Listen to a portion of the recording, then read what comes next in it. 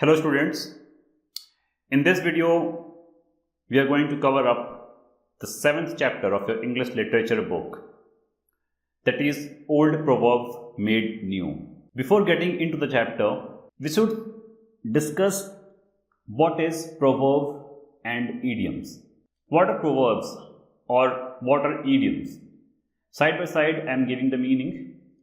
Proverb is a short, well-known, concise and expressive saying stating a general truth or piece of advice.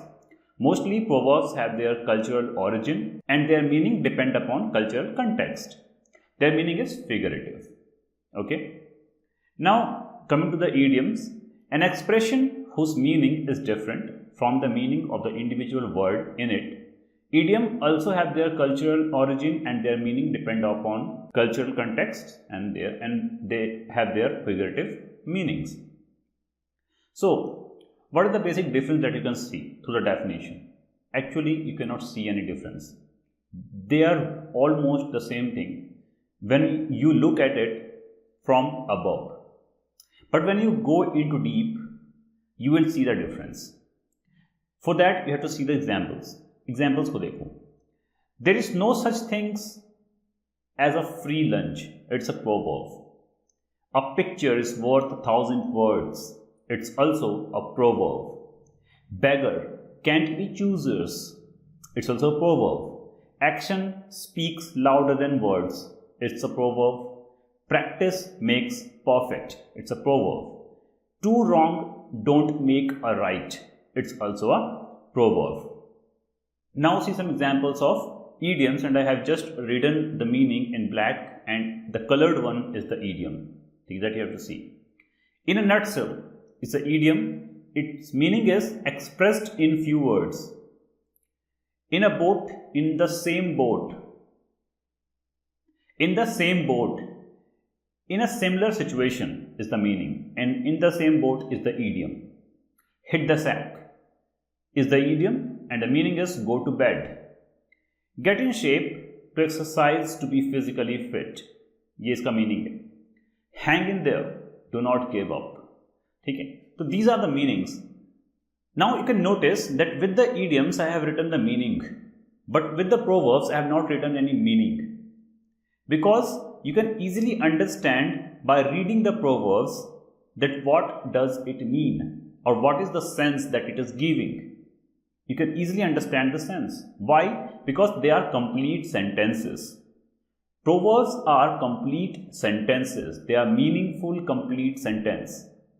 Whereas idioms are not complete sentences. They are phrases.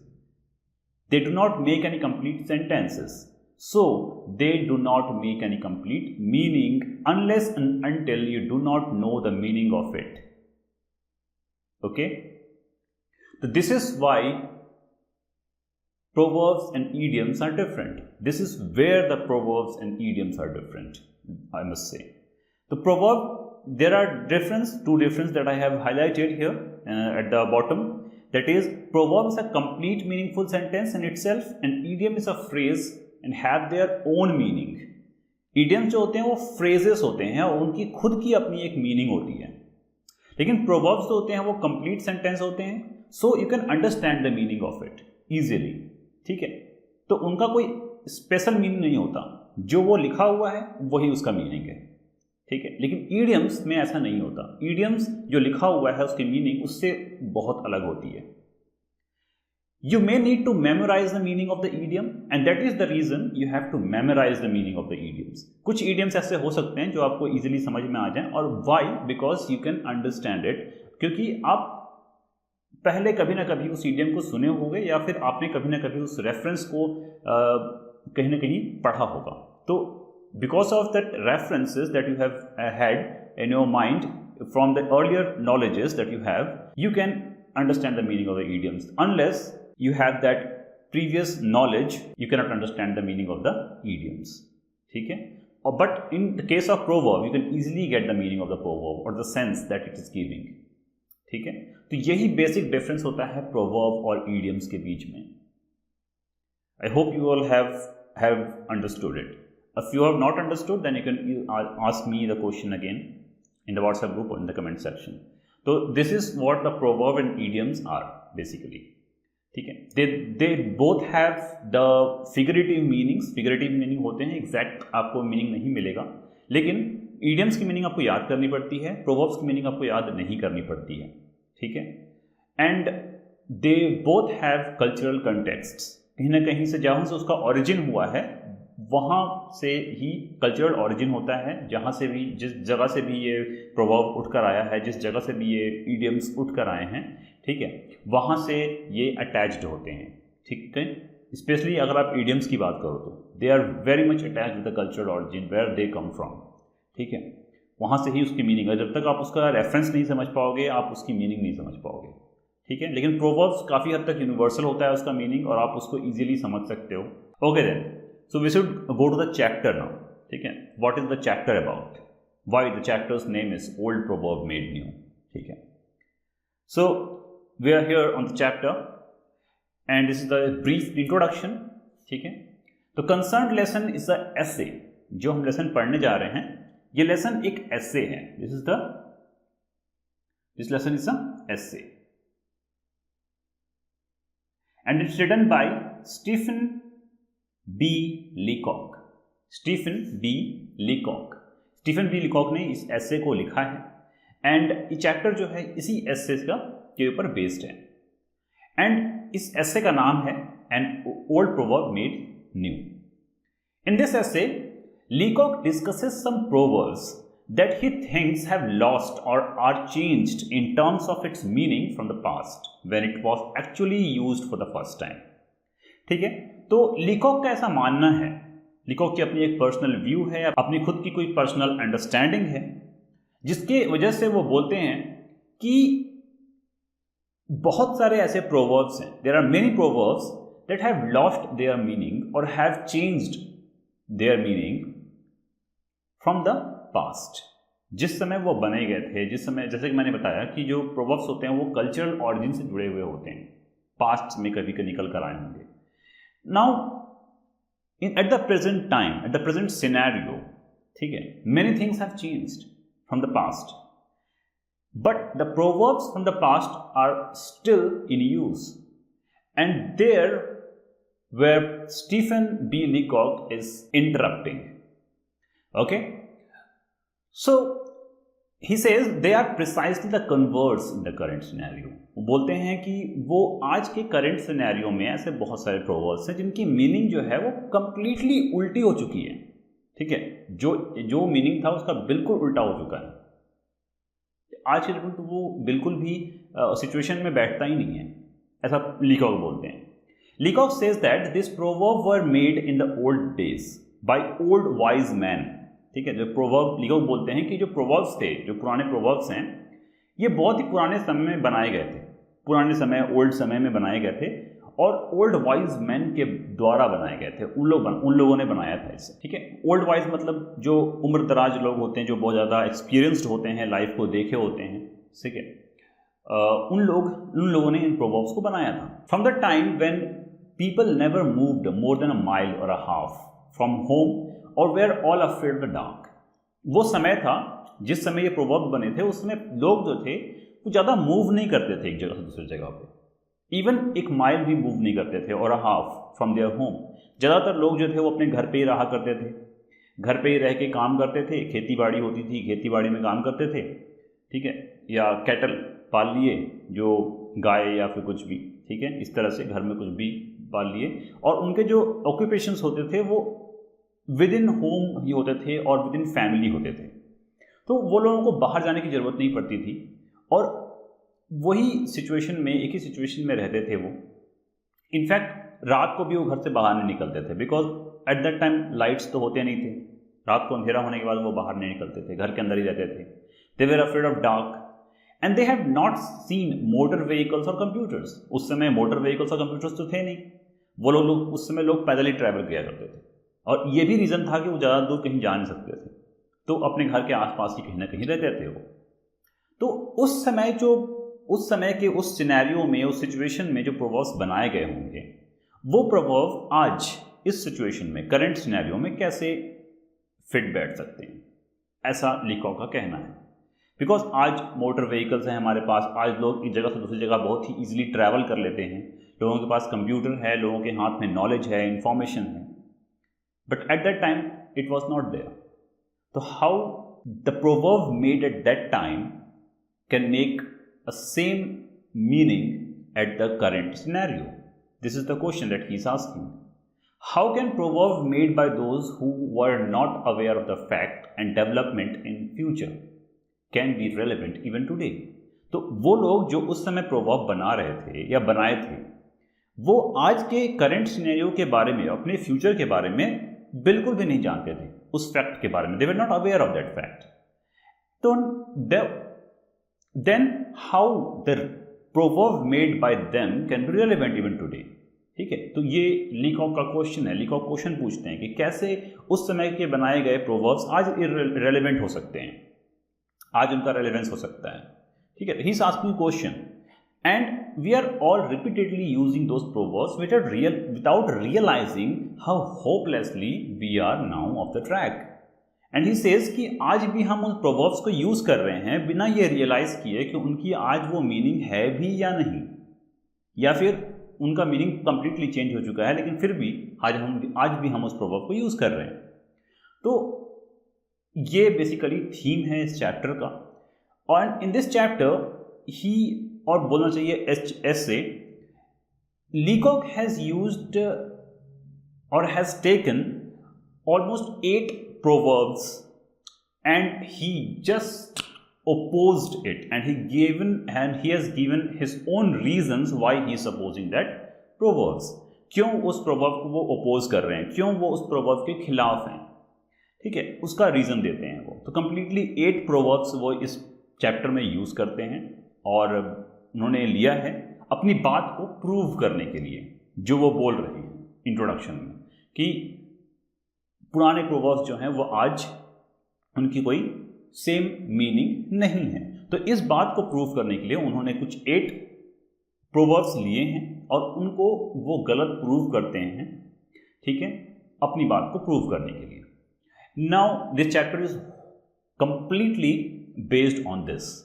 ठीक है, I am going to take all the 8 proverbs that Leacock has picked to prove his point, and you can have your own views on all the 8 proverbs. ठीक है, you can agree with Leacock or you can disagree with Leacock. It's your choice. ठीक है, there is nothing wrong in it. आप उस proverb के ऊपर agree करते हो या लीकॉक के ऊपर अग्री करते हो, ये आपके ऊपर डिपेंड करता है. It's all your choice. But we are going to take this chapter as Leacock's point of view on these 8 proverbs. जिस 8 प्रोवर्ब के बारे में हम बात करेंगे, लीकॉक का पॉइंट ऑफ व्यू क्या है इस प्रोवर्ब के ऊपर, वो हम देखेंगे. ठीक है, आपकी अपनी खुद की कोई व्यू हो सकती है, बिल्कुल हो सकती है. ठीक है, और एग्जाम्स में अगर क्वेश्चन पूछता है और इसमें अगर आपका व्यू पूछता है, then you can write the your own view with the Leacock's view. आप लीकॉक के व्यू के साथ में अपना व्यू भी ऐड कर सकते हो. लेकिन अगर एग्जाम में लीकॉक का व्यू पूछा है तो आपको लीकॉक का व्यू ही लिखना पड़ेगा. तो ये चीज आपको ध्यान रखना है in this chapter. Now we are going ahead with the 8 proverbs that Leacock has picked. Here, the first proverb is, bird of a feather flocks together. Bird of a feather flock together. Now, what is the meaning of this proverb? Bird of a feather flock together. What is the meaning of it? The bird of a feather flock together का मतलब ये होता है कि जो same तरीके के people होते हैं वो सेम तरीके के पीपल के साथ ही रहते हैं. ठीक है, इसका मतलब यही है कि जो एक तरह के लोग होते हैं वो एक तरह के लोग के साथ रहते हैं. मतलब एक चोर को चोर की ही कंपनी पसंद आएगी, एक डॉक्टर को डॉक्टर की ही कंपनी पसंद आएगी, एक टीचर को टीचर की ही कंपनी पसंद आएगी. मतलब जो इंसान जो अपनी कंपनी है वो अपने टेस्ट और अपने इंटरेस्ट के हिसाब से ही चूज करता है या बनाता है. ये इस प्रोवर्ब का मतलब है बेसिकली. लेकिन लीकॉक ऑब्वियसली इस प्रोवर्ब पर डिसएग्री करते हैं अपने करंट सिनेरियो को देखते हुए. उनका कहना यह है कि बर्ड्स के साथ में ऐसा हो सकता है, वो सीधा सीधा बोलते हैं कि बर्ड्स के साथ में ऐसा हो सकता है कि सेम फेदर्स वाले जो सेम कलर के बर्ड्स होते हैं वो एक साथ एक ग्रुप में उड़ते हैं, जाते हैं, कहीं बैठते हैं, ठीक है। लेकिन जैसा कि स्टार्टिंग में इंट्रोडक्शन में ही लीकॉक ने ये बता दिया था कि ये जो प्रोवर्ब्स जो होते हैं ये बहुत पुराने समय में बने थे, जिस समय लोग ट्रैवल भी नहीं करते थे, ठीक है। तो उन लोगों ने पूरी दुनिया के सारे बर्ड्स को कैसे कम देख लिया कि नहीं, बात तो सही है कि जो बर्ड्स हैं वो एक साथ एक फेदर के एक ही कलर के बर्ड्स एक साथ रहते हैं, ठीक है। और अगर ये बात सही है भी, मान लो एक बात सही है भी, तो बर्ड्स के साथ आप इंसान को कैसे कंपेयर कर सकते हो? How can you compare a person with a bird, है ना।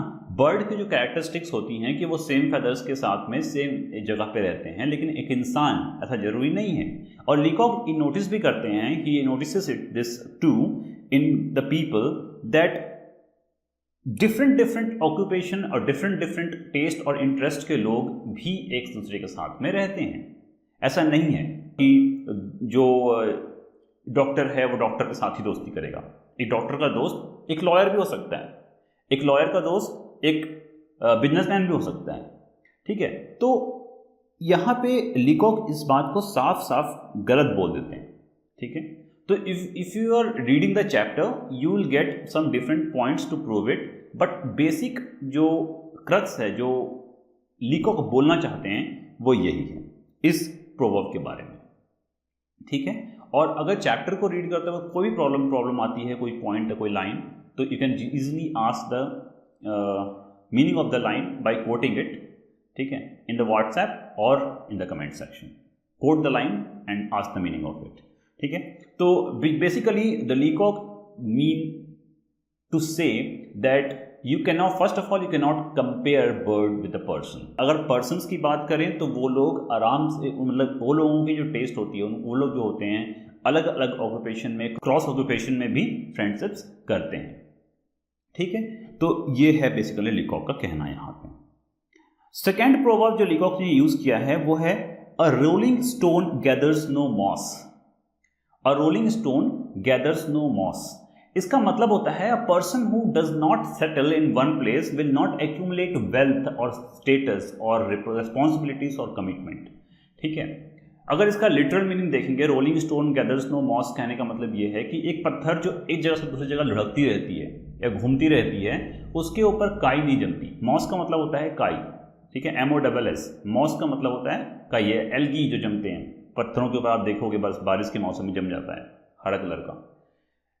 तो यहाँ पे इसका लिटरल मीनिंग यही है कि एक पत्थर जब एक जगह से दूसरी जगह लुढ़कता रहता है, घूमता रहता है, तो उसके ऊपर मॉस ऑब्वियसली जमेगा नहीं, क्योंकि वो हर समय मूव कर रहा है। लेकिन यहाँ पे मॉस का जो मेटाफोरिकल मतलब है, मेटाफोरिकल मतलब होता है different meaning from the word which is used, ठीक है। तो मॉस का जो यहाँ पे मतलब है, मेटाफोरिकल मीनिंग है, वो है सक्सेस, ठीक है, सक्सेस। यहाँ पे इस प्रोवर्ब का जो मतलब है वो ये है कि अगर एक पर्सन अगर एक जगह पे सेटल नहीं रहता, एक प्लेस पे सेटल नहीं रहता है, तो वो कभी भी वेल्थ एक्यूमुलेट नहीं कर सकता, उसका स्टेटस कभी बढ़ेगा नहीं, उसके अंदर रेस्पॉन्सिबिलिटीज नहीं है और उसके अंदर कमिटमेंट्स भी नहीं है। ये प्रोवर्ब, ये मीनिंग, इसका मतलब जो मतलब है वो ये है। ऑब्वियसली लीकॉक इसके साथ डिसएग्री करते हैं, वो बोलते हैं ऐसा नहीं है। ओल्ड समय में जो लोग थे वो ट्रैवल नहीं करते थे, वो अपने घर पे ही रह के काम करते थे, ठीक है, और उसी से वो अपने प्रॉपर्टीज एक्यूमुलेट करते थे, इनकम्स जनरेट करते थे, ठीक है। और उस समय लोग ऐसा मानते थे कि अगर घर से बाहर जाओगे तो सक्सेसफुल नहीं होगे और वहां जाकर सिर्फ और सिर्फ वापस ठोकर खा के घर वापस आ जाओगे, ऐसा पुराने लोग मानते थे। लेकिन आज के सिनेरियो में ऐसा नहीं है। पीपल और persons are travelling for their educations today, for business, ठीक है, and that proves that today this proverb is not suitable, because आज के डेट में क्या है, पर्सन जो होते हैं, लोग जो होते हैं, वो एक जगह से दूसरी जगह ट्रैवल करते हैं और दैट इज वेरी ऑब्वियस। अगर आज सक्सेस पाना है तो आपको ट्रैवल करना पड़ेगा, Like you have studied in schools and now you want to go to the university, और आपके प्लेस में अच्छी यूनिवर्सिटी नहीं है, then what you will have to do, you will have to move to the university where it is. Then you are traveling, and you are traveling for what? You are traveling for your success, obviously. अब पढ़ाई आपकी हो जाती है, आपको job करना है, लेकिन आपकी जगह पे आपको जॉब नहीं मिलता, then you have to travel for your job. That means you are accumulating wealth and status, and definitely you are responsible and you have the commitments to do the work. ठीक है, तो यहाँ पे obvious इसी चीज़ को लीकॉक यहाँ पे prove करते हैं और बोलते हैं कि नहीं, आज के सिनेरियो में, आज के प्रेजेंट करेंट सिनेरियो में ये जो प्रोवर्ब है ये सूटेबल नहीं है, ये गलत है. ठीक है. Now the next one, all is not gold that glitters. All is not gold that glitters. इसका मतलब बहुत ही सिंपल है. अगर इसका लिटरल मीनिंग देखेंगे तो बहुत ही सिंपल है, और वो है कि हर चीज़ जो चमकती है वो क्या होती है, अच्छी नहीं होती. जरूरी नहीं है कि वो अच्छी हो. ठीक है, यही इसका मतलब है. बट लीकॉक यहाँ पे डिसएग्री करते हैं. लीकॉक बोलते हैं कि प्रैक्टिकली जब मैं देखता हूँ सोसाइटी में सिनेरियो जो आसपास मेरे जो आसपास मैं जो नोटिस करता हूँ, मैं जो देखता हूँ, मुझे तो ऐसा बिल्कुल भी नहीं लगता कि all is not gold that glitters. In fact all that glitters is a gold, that लीकॉक says here. लीकॉक यही बोलते हैं. लीकॉक बोलते हैं कि हर वो चीज जो चमकती है वही गोल्ड होती है. मैं तो यही देखता हूँ सोसाइटी में. He is actually talking about the persons way of perceiving the things that is glittering. ठीक है, जो लोग होते हैं ना, जिस तरीके से चमकदार चीज़ों को परसीव करते हैं या उसको एक्सेप्ट करते हैं, और उन चीज़ों को जो नहीं चमकती है उसको लोग जैसे एक्सेप्ट करते हैं. मतलब यहाँ पे बेसिकली ऑथर और लीकॉक is talking about the persons actual behaviour, cultural behaviour that he is noticing. जो लोग जिस तरीके से बिहेव कर रहे हैं, जिस तरीके से रिएक्ट करते हैं, लीकॉक उसको देखकर क्या बोलते हैं कि ये जो प्रोवर्ब है वो सूटेबल नहीं है सोसाइटी में. ठीक है, तो एक्चुअली अगर बोलेंगे तो ये जो प्रोवर्ब है वो सच में सही है. Yes, it is right. But लीकॉक के हिसाब से वो बोलते हैं कि मैं तो कभी ये चीज़ देखा ही नहीं हूँ. जो चीज़ चमकती है लोग उसी को ही एक्सेप्ट करते हैं, जो चीज़ नहीं चमकती उसको लोग एक्सेप्ट नहीं करते, और ये फैक्ट है. ठीक है, तो लीकॉक is talking about this cultural activity that he is noticing among the people. ठीक है, तो ये इस तरीके से लीकॉक ने इसको डिसएग्री किया है, इस प्रोवर्ब को. नाउ यू कैन अग्री और disagree, obviously it's your point of view. Then the fourth, people who live in glass houses ought not to throw stones. ये भी बहुत अच्छा है, बहुत ही सिंपल है, और हिंदी में हम यूज़ भी करते हैं इसको. जिनके घर कांच के होते हैं वो कभी दूसरों पे पत्थर नहीं फेंकते. इसका भी मीनिंग जो है बहुत ही सिंपल है, और यू कैन सम में easily agree on this. Obviously बहुत लोग एग्री करेंगे, ऊपर देखेंगे इसका मीनिंग को तो. लेकिन लीकॉक इसके साथ डिसएग्री करते हैं. अगेन वो बहुत ही प्रैक्टिकल हैं. यहाँ पे भी वो कल्चरल सिनेरियो को देखते हैं, कल्चर जो है, सोसाइटी जो है उसको देखते हैं, और बहुत ही प्रैक्टिकली होकर वो बोलते हैं कि no, this scenario actually does not suit at this current scenario. Again why? Because he is noticing that all the people that are having glass houses are rich. They have money more than enough, and they are the people who always ought to throw the stones on the poor people. This is what Leacock is here noticing in the culture or in the society. Leacock यहाँ पे जो notice कर रहे हैं ना, उसके हिसाब से इसको वो डिसएग्री करते हैं. ठीक है, तो Leacock यहाँ पे बोलते हैं कि मैं तो ऐसा नहीं देखता कि जो जिनके पास कांच के घर होते हैं वो बहुत अमीर होते हैं, और वही लोग हैं जो गरीबों पर पत्थर फेंकते हैं. वही लोग हैं जो गरीबों को नीचा दिखाते हैं, जो उनको परेशान करते हैं. यहाँ पे उनका मतलब ये है. ठीक है, तो इसका भी मीनिंग बहुत ही सिंपल है, and in this way he proves this statement again a wrong statement in the current scenario. The next is fifth one, one swallow does not make a summer. इसका मतलब होता है a single fortunate event doesn't mean that what follows will also be good. ठीक है, इस proverb का मतलब ये होता है कि अगर आपके लाइफ में एक चीज़ अच्छा हो जाता है, कोई एक चीज़ अच्छी हुई, तो इसका मतलब ये नहीं है कि फ्यूचर में सारी चीज़ें अच्छी होंगी। इसका मतलब ये बिल्कुल भी नहीं है। मतलब एक चीज़ अच्छी हो गई तो इसका मतलब ये नहीं कि आप शांति से बैठ जाओ और खुश हो जाओ और सेलिब्रेट करना शुरू कर दो। ठीक है, you should go on doing hard work to get the fortunate in future too. ठीक है, यहाँ पे बेसिकली इसका मतलब ये है। लेकिन फिर से लीकॉक जो है वो डिसएग्री करते हैं। लीकॉक बोलते हैं कि नहीं नहीं, ऐसा मैं तो देखता ही नहीं। जितने भी लोग जो एक बार सक्सेसफुल हो जाते हैं वो बार बार सक्सेसफुल होते चले जाते हैं। ठीक है, if you get enough of them they do make a summer. ठीक है, अगर आपके पास ज़्यादा फॉर्चुनेट मिले, आपको ज़्यादा जैसे कि आप देखे हो कि वो करंट सिनेरियो में अगर आप देखते हो तो जो अमीर है वो अमीर होता चला जाता है और जो गरीब है वो गरीब होता चला जाता है ना। आप इस चीज़ को आराम से नोटिस कर सकते हो। तो once a person becomes fortunate he gets to get fortunate again and again. ठीक है, तो इसी तरीके से इस चीज़ को, इस करंट सिनेरियो को बेस लेते हुए अगेन लीकॉक जो है उसको, इस स्टेटमेंट को डिसएग्री कर देते हैं। Then sixth one, charity begins at home. ये भी बहुत ही सिंपल सा प्रोवर्ब है, सबको पता है इसका मीनिंग। ठीक है, कि जो चैरिटी होती है, दान होता है, वो घर से शुरू होता है। अपनी फैमिली, फ्रेंड्स, सबसे पहले आप उनके बारे में सोचो, तब आप बाहर जाओ। ठीक है, तो एक्चुअली इसका मतलब यहाँ पे यही है। लेकिन प्रोवर्ब को लीकॉक डिसएग्री करते हैं। ही सेज कि ज़्यादातर वो ये चीज़ को देखते हैं या नोटिस करते हैं कि लोग जो हैं वो चैरिटी करने के लिए घर और को सबसे बाद में देखते हैं, या फिर इनफैक्ट वो चैरिटी घर पे करते ही नहीं। ठीक है, they in fact go to the federal officers और चैरिटी ऑफिसर्स जो होती हैं उसमें जाकर वो चैरिटी करते हैं। ठीक है, ऐसे ऑर्गेनाइजेशंस हैं, एनजीओज हो गए, कुछ हो गए, इसमें जाकर वो पैसा जमा करते हैं या चैरिटी करते हैं। ठीक है, ताकि लोगों को वो शो ऑफ कर सकें कि मैंने चैरिटी की है।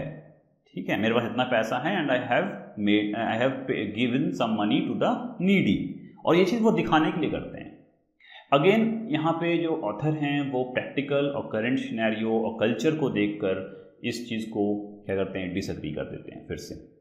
ठीक है, तो उनका जो पॉइंट ऑफ व्यू है काफ़ी प्रैक्टिकल है लीकॉक का, एंड उस प्रैक्टिकल पॉइंट ऑफ व्यू जो वो कल्चरल और सोसाइटल प्रेजेंटेशन जो है वो देख रहे हैं, जिस चीज़ को सिनेरियोज, ठीक है, कल्चरल और सोसाइटल सिनेरियोज, उसको देखकर वो इन सभी प्रोवर्ब्स को एक्चुअली डिसएग्री करते हैं। ठीक है, but it doesn't mean that this proverbs are actually wrong. Yes, this proverbs are right. ठीक है, बट लीकॉक के पॉइंट ऑफ व्यू से ये सारे प्रोवर्ब्स को वो डिसएग्री करते हैं and he is having a point two disagree it. ठीक है, ये बात तो तय है, but you have your own understanding, you have your own experience, and you can have your own point of view. ठीक है, all the proverbs that are given here in the chapter. Now the seventh one, even a worm will turn at last. इसका मतलब ये होता है कि एक situation हमेशा आता है जहाँ पे कमज़ोर से कमज़ोर इंसान भी रिएक्ट करता है। ठीक है, यही इसका बेसिकली मतलब है। An expression use to convey the message that even the meekest और most docile of the creature will retaliate to seek revenge in if pushed too far. अगर बहुत ज़्यादा आप मतलब उसको परेशान करोगे, एक हद होगी, एक लिमिट होगा जहाँ पे वो रिएक्ट करेगा। ये इसका मतलब होता है even the worm will turn at last. ठीक है, बट अगेन लीकॉक यहाँ पे डिसएग्री करते हैं and he says no, it doesn't happen, actually it turns at once. वो बोलते हैं कि ऐसा नहीं होता, आपको इतना पुश करने की ज़रूरत नहीं है। आजकल लोग बहुत इम्पेशेंट हो गए हैं, उनको थोड़ा सा आप कुछ परेशान करो तुरंत लोग रिएक्ट करते हैं।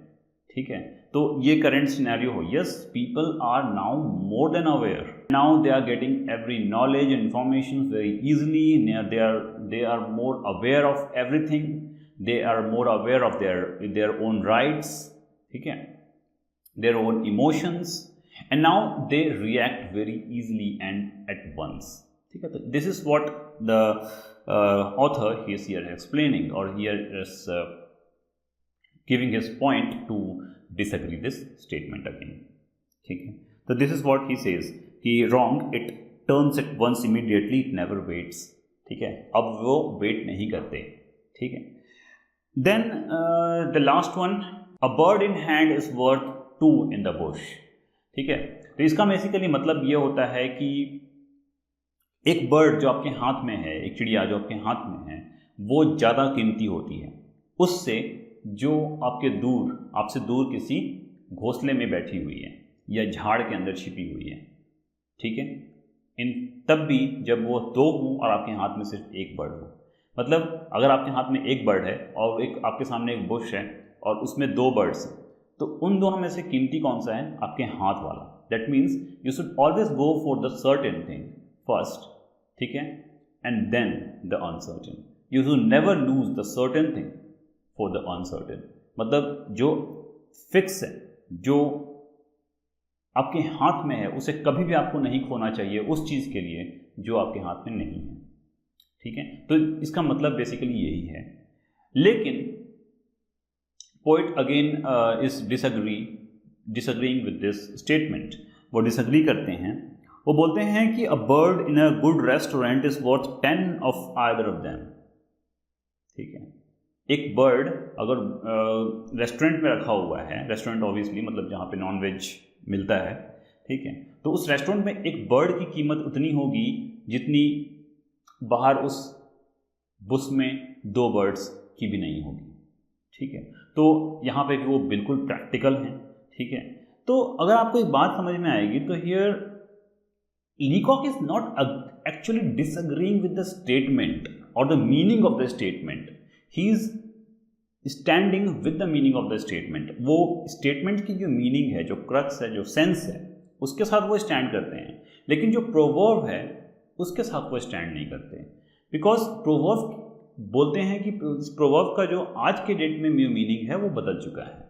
ठीक है, तो this is what he is actually telling और wants to give a message to the masses about the old proverbs. ठीक है, so in this way the chapter is complete and there is a bonus. These are the contradictory pairs of proverbs. कुछ proverbs हैं जो खुद अपने आप में contradictory हैं. So there are almost 10 proverbs and these 10 proverbs are the pairs of their own contradictory proverbs. Like for example, the first one I am reading it and the rest you can read, and if you want you can write it on a notebook. Okay, तो look before you leap, मतलब जब आप आगे बढ़ो तब आप देखो, मतलब देखने के बाद आप आगे बढ़ो. And the second, the contradictory proverb is he who hesitates is lost. मतलब जो hesitate करता है आगे बढ़ने से वो हमेशा हारता है, वो हमेशा खोता है. तो देखो ये दोनों ही प्रोवर्ब्स जो हैं वो एक दूसरे से क्या हैं? कॉन्ट्राडिक्टरी हैं. पहले प्रोवर्ब में बोलता है कि अगर आप चल रहे हो, आगे की तरफ जा रहे हो, तो एक बार रुक के सोचो, देखो, उसके बाद आगे बढ़ो. ठीक है, और सेकंड प्रोवर्ब बोलता है कि अगर आप हेजिटेट करोगे तो आप हार जाओगे या खो दोगे.